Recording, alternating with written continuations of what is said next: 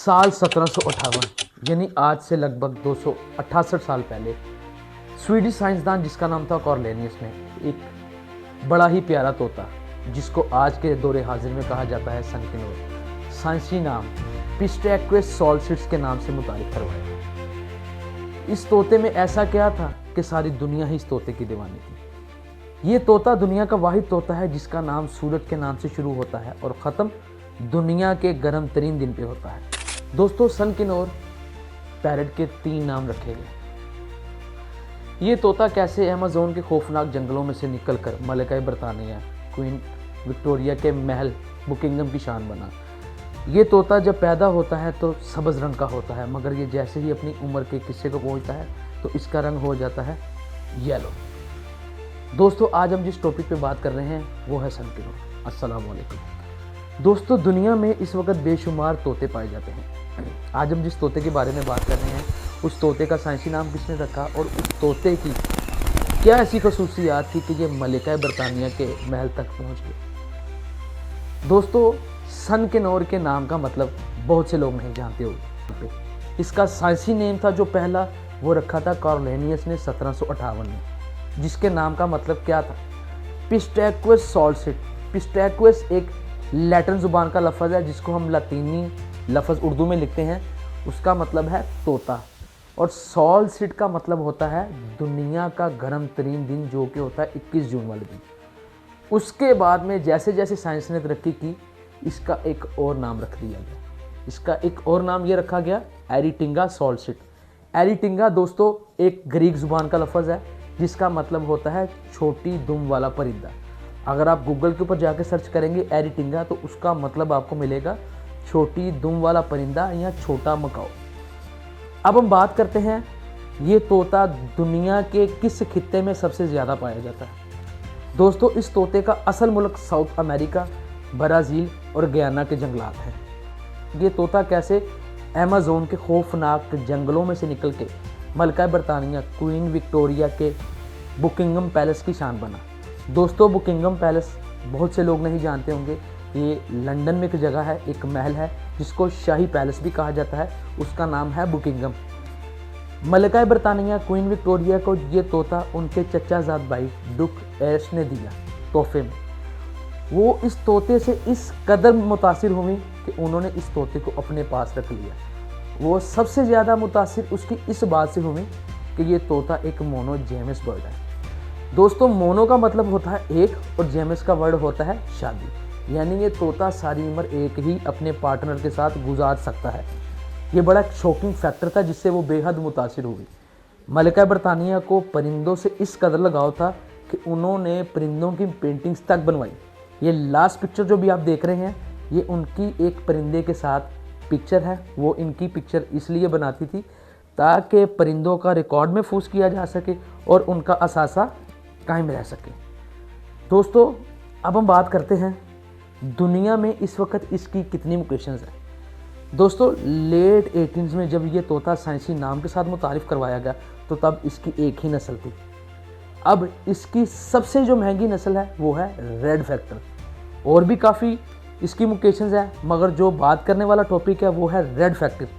Red factor इस वक्त दौरे हाजिर में इसकी सबसे रेयर और सबसे एक्सपेंसिव लोकेशन है। अब हम बात करते हैं एक मेल और फीमेल में डिफरेंस कैसे होता है।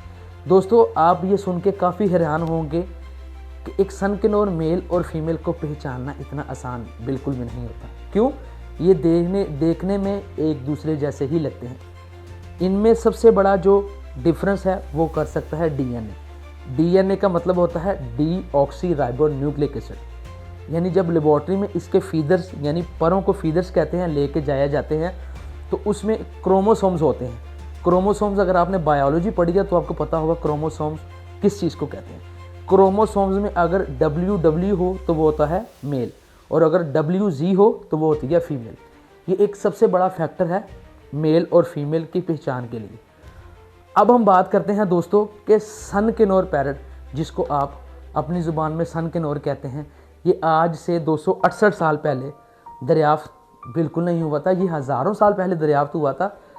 इसका नाम 268 साल पहले रखा गया था।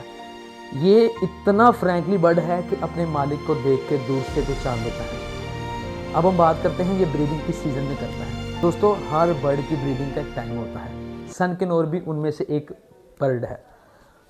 बर्ड है, ये अमूमन ब्रीडिंग जो करते हैं वो करते हैं अक्टूबर से लेके मार्च तक। मगर ये कोई ख़ास दर्जाबंदी नहीं है कि आप इस चीज़ को कहें कि ये इस महीने ही तो ब्रीड करेगा। ये अब आपके इन्वायरमेंट पे डिपेंड करता है।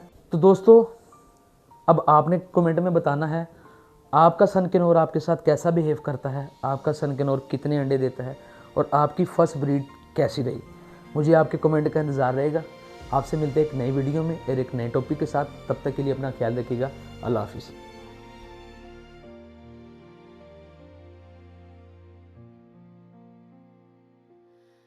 Whispers in the night, they call my name.